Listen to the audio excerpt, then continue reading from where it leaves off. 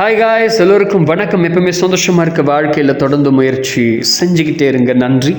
இன்றைக்கி நம்ம பார்க்க போகிற ஒரு பதிவு என்னென்னா, நம்ம தொடர்ந்து இதுவரை கேள்விப்படாத சித்தர்களை குறித்து தொடர்ந்து பார்த்துட்டு வந்துட்டுருக்கோம். அதில் இன்றைக்கி பார்க்க போகிற ஒரு அற்புதமான சித்தர் யாருன்னா சுப்பிரமணியர்.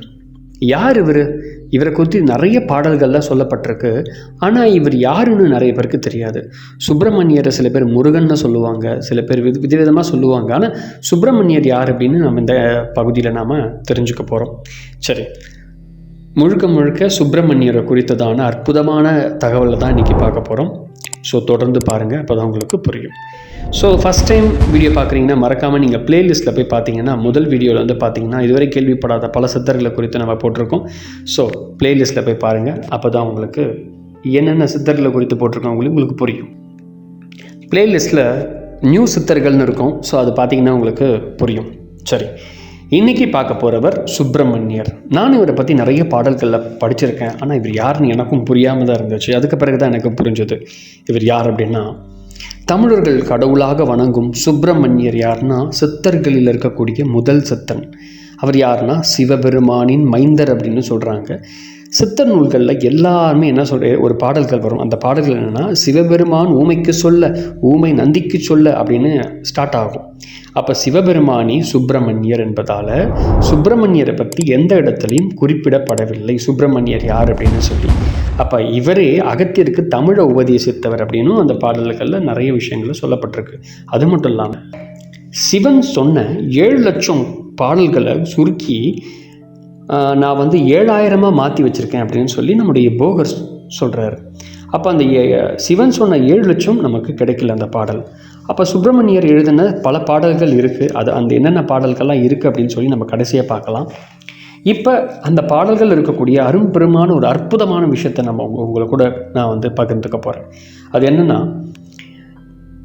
இவர் எழுதின பாடல்கள் என்னென்னா, இப்போ கரண்ட்டில் நமக்கு நிறைய ஈஸியாக கிடைக்கக்கூடிய பாடல்கள் வைத்திய விஞ்சை 1500, குருபர நிதானம் 1000, ஞானம் 1000 முதலிய நூல்கள் நமக்கு இதுவரைக்கும் கிடைக்கல. ஆனால் யோக ஞான சாஸ்திர திரட்டு முதல் பாகத்திலும் முருகப்பெருமான் அகத்திற்கு உபதேசித்த 500 சுப்பிரமணிய ஞான கோவில் எல்லா நூல்களும் இன்றைக்கி இப்போ இருக்க காலகட்டத்தில் நிறைய பதிப்பகத்தில் எழுதப்பட்டிருக்கு. ஸோ பதிப்பகம் நீங்களே பார்த்தீங்கன்னா உங்களுக்கு அந்த புத்தகங்கள்லாம் உங்களுக்கு கிடைக்கும். அடுத்தது, இந்த சுப்பிரமணியர் அகத்தியருக்கு உபதேசிக்கவே இந்த நூல்கள் அமைக்கப்பட்டிருக்கு அப்படின்னு சொல்லப்பட்டிருக்கு. சரி, அது என்னென்ன அப்படின்னு பார்க்கலாம். அவருடைய பாடல்களில் அருமையான ஒரு பாடல் எழுதப்பட்டிருக்கு. என்ன அப்படின்னா, அந்த பாடல்களில் அகத்தியருக்கு நேரடியாக சொன்ன அந்த விஷயங்களோட சுப்பிரமணியர் தெளிவாக எழுதுகிறார். என்ன சொல்கிறாருன்னா, அந்த பாடல்கள் என்ன சொல்கிறதுன்னா, செந்துருவாம் அண்டவரை மனதை தானும் செலுத்தியே சிறுவயதில் முன்னே சென்று ஏந்தரமாய் நின்றதொரு கலையை பார்த்து ஐம்புலனை அண்டமதில் சேர்க்கும்போது சுந்தரம் போல் சிலம்பொலியும் காதில் கேட்கும் சுப்பிரமணியன் என்று சொல்லி பேரும் கொண்டேன் மந்திரம் போர் கும்பமணி மகனே ஐயா மௌன மூட நொன்றுவதுவும் வாகமுற்றே அப்படின்னு சொல்லியிருக்காங்க. அடுத்த 5வது பாடலில், தடுத்து மிக போகாமல் அண்டமேவி மேவின் தன்மனமே சாட்சியாய் தவமே செய்து கடுத்து மிக திரியாதே அகத்தியனோ கந்த நூல் கருத்தறிவாய் 5 முற்றே. மறுபடியும் ஃபைனலாக முடிக்கிறார். காட்டுகிறேன் அகத்திய மாமுனியே கேளு கருத்தொன்றாய் தாய் தானிருத்தி கபடமற்று அப்படின்னு சொல்லி முடிக்கிறார்.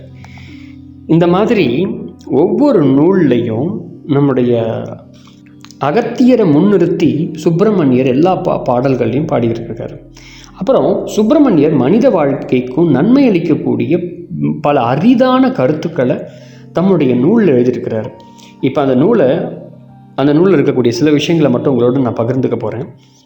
ஏன்னா இந்த நூலை படிக்கணும்னு ஆசை வரணும். நிறைய பேருக்கு சுப்பிரமணிய ஞானம், சுப்பிரமணியர் பாடல்கள்லாம் படிக்க மாட்டாங்க, அதெல்லாம் விட்டுருவாங்க. அது புரியாது, சில பேருக்கு விட்டுருவாங்க. நான் இப்போ சொல்ல போகிறது அரிதான ஒரு கருத்து. அவர் எழுதின சில விஷயங்கள் இதை விட பிரம்மாண்டமான விஷயங்களை எழுதியிருக்காங்க. ஸோ எனக்கு கிடைச்ச சில தகவலோடு உங்களோட பகிர்ந்துக்கிறேன். சுப்பிரமணிய ஞானம் பாடல் 25, அதில் பாடல் என்ன சொல்கிறாருன்னா, தேன் போல வாழுமிந்த ஆண் பெண் ஜாதி சேரும்போதோர் மனதாய் சேர்ந்தாலம்போ வானென்ன கருத்தரித்து பிறந்ததானல் மகராஜ ஞானியடா கெஜமால்வானி. அடுத்து இன்னொரு பாடலில் 13, 14 பாடல் என்ன வருதுன்னா, செங்கர்தனிலே ஆண்மனது சந்தோஷித்து செப்பமுள்ள பெண்ணாலும் விசனித்தேதான் அசுமிறந்த இருவருமே சேர செய்து அன்புடன் நே கருத்தரித்து பிள்ளையின்றால் சுகமான உத்தமத்தில் பத்தி வந்தான் சொற்பரிதாய் வாழ்வான் பார் பாதினாலும். அடுத்தது, ஊகையுடனே இருவரும் விசனித்தேன்தான் உண்மையுடனே சேர்ந்து கருத்தரித்தார்கேலே அப்படின்னு சொல்லி முடிக்கிறார். மறுபடியும் இன்னொரு பாடல்ல, கருத்தரித்து பிறந்ததென்றால் அவனுக்கே தான் கருணையில்லா திரிதிரிய மாவன் பாரு அருந்தமிரி வான்முப்ப தண்டு மட்டும் அளக்கிழி வில்லாம லவன் விந்துகட்டி வருமுடன் தானிருந்து பெண்ணை சேர்த்து வன்மையுற கருத்தரித்து பிள்ளையின்றால் அருமையுள்ள பிள்ளையது வயது 100ஆம் அன்புடனே தானிருந்து வாழ்வான் பாரே.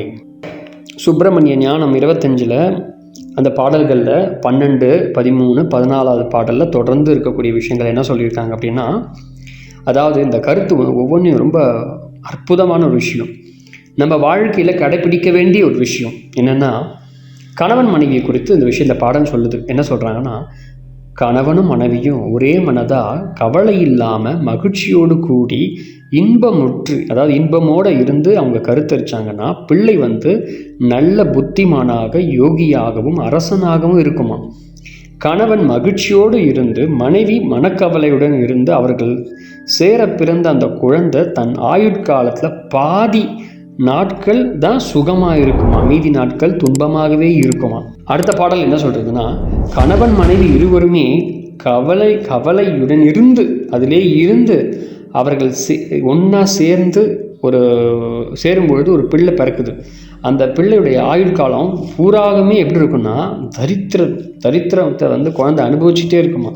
அடுத்தது, ஒரு ஆண்மகன் 30 வயது வரை மனம் அந்த எந்த ஒரு சபலங்கள் எந்த ஒரு பெண்ணிடமோ எல்லாம் போகாமல் விந்தை கழிக்காமல் இடம் எங்கும் செல்லாமல் விந்த பத்திரத்தோடு சேர்த்து வைத்து ஒரு பெண்ணுடன் அவன் சேருகிறானால் அந்த பிள்ளை எப்படி இருக்கும் அப்படின்னா 100 ஆண்டு வாழுமா, சுகமாக வாழுமா.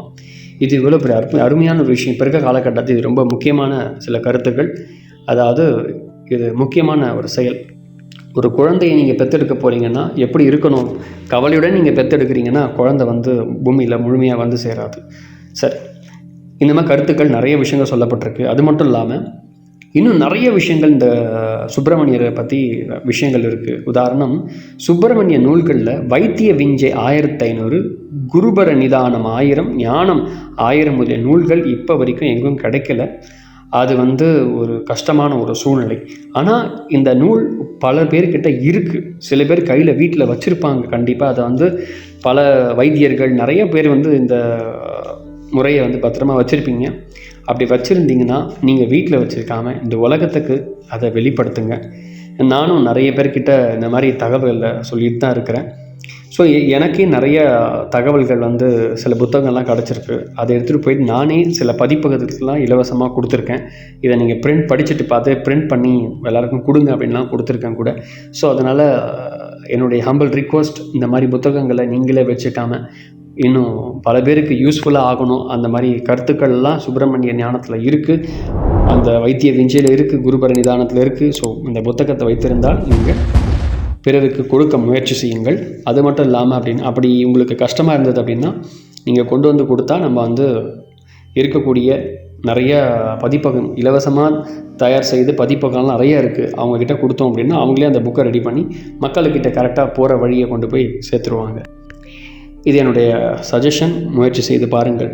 அதுக்கு பிறகு இந்த சுப்பிரமணிய ஞானம், சுப்பிரமணியர் என்னென்ன புத்தகம் அவர் மூலயமா வந்திருக்கு அப்படின்னா நிறைய புத்தகங்கள். உதாரணம், சுப்பிரமணியர் வைத்திய விஞ்சை 1500, குருபர நிதானம் 1000, சுப்பிரமணிய ஞானம் 1000, சுப்பிரமணியர் மறுபடியும் ஞானம் 500, சுப்பிரமணியர் ஞானம் 200, சுப்பிரமணியர் பட்சினி 300, சுப்பிரமணிய ஞானம் சைதன்யம் 108, சுப்பிரமணிய சுத்த ஞானம் 100, சுப்பிரமணிய ஞான சுக்ஷிஷம் 55, சுப்பிரமணிய சிவயோகம் 40, சுப்பிரமணிய ஞானம் 33, சுப்பிரமணிய நாடி 32, சுப்பிரமணிய ஞானம் 32, சுப்பிரமணியான விஞ்சை 30, சுப்பிரமணிய ஞானம் 36, சுப்பிரமணிய ஞானம் 20, சுப்பிரமணிய ஞானம் 16, சுப்பிரமணிய தீட்சை 16, சுப்பிரமணிய ஞானம் 12, சுப்பிரமணிய தேவி ஞான தரிசனம் 10, சுப்பிரமணிய பூஜா விதி 10. இந்த மாதிரி பல நூல்களில் சுப்பிரமணியர் எழுதியிருக்கிறாரு. அதாவது நம் சிவபெருமானே எழுதியிருக்கிறாரு. நிறைய பேர் யார் எழுதினாலும் நமக்கு தெரியாமல் குழப்பத்தில் இருப்போம். ஆனால் இது எழுதினதே சிவபெருமான் அப்படின்னு ரொம்ப ஆச்சரியமான தகவலாக இருக்குது. இதுவரைக்கும் கேள்விப்படாத ஒருவர் ஆதியோகி, அற்புதமாக இருக்கக்கூடியவர். உண்மையாகவே முதல் தமிழ் சித்தர் இவர் தான். இவர்கிட்டந்தான் எல்லாம் இந்த உலகத்தில் வெளிவந்தது. ஆனால் அவரே கைப்பட எழுதியிருக்கிறாருங்கும் போது ஆச்சரியமான தகவல் கூட. இப்போதைக்கு இந்த மாதிரி நூல்கள்லாம் நமக்கு ஒரு சில நூல்கள் கிடைக்கிறது, நிறைய பதிப்பகத்தில் கிடைக்குது. நீங்கள் போய் அந்த புத்தகத்தில் வாங்கி படித்து அவருடைய கருத்தை புரிஞ்சு உங்கள் வாழ்க்கையில் யூஸ் பண்ண ஆரம்பிங்க. ரொம்ப அற்புதமான விஷயங்கள்லாம் வாழ்க்கையில் நம்மளால் உணர முடியும், புரிந்து கொள்ள முடியும். சித்தர்கள் உங்களோடு கூட இருந்து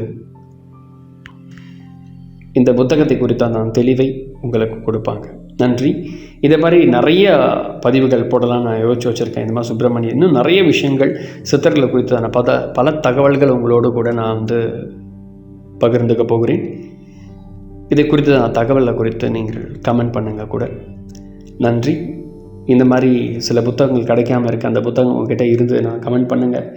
நீங்களே அப்படி இல்லைன்னா நீங்களே உங்கள் பக்கத்தில் இருக்க பதிப்பகத்தில் கொண்டு போய் கொடுத்தீங்கன்னு அப்படின்னா அந்த புத்தகத்தை அவங்க தயார் செய்து மக்கள்கிட்ட கொண்டு போய் சேர்ப்பாங்க கூட. ஏன்னா இதெல்லாம் அரும்பெரும் பொக்கிஷமான புத்தகங்கள். முயற்சி செய்து பாருங்கள். மிக்க நன்றி. ஸோ ஃபஸ்ட் டைம் வீடியோ பார்க்குறீங்கன்னா மறக்காமல் வீடியோவை சப்ஸ்கிரைப் பண்ணுங்கள். அப்போ தான் அடுத்த வீடியோ உங்களுக்காக வந்துகிட்டே இருக்கும். மறக்காமல் வீடியோவை ஷேர் பண்ணுங்கள். மறக்காமல் உங்கள் கருத்துக்களை கமெண்ட் பண்ணுங்கள் கூட. நன்றி.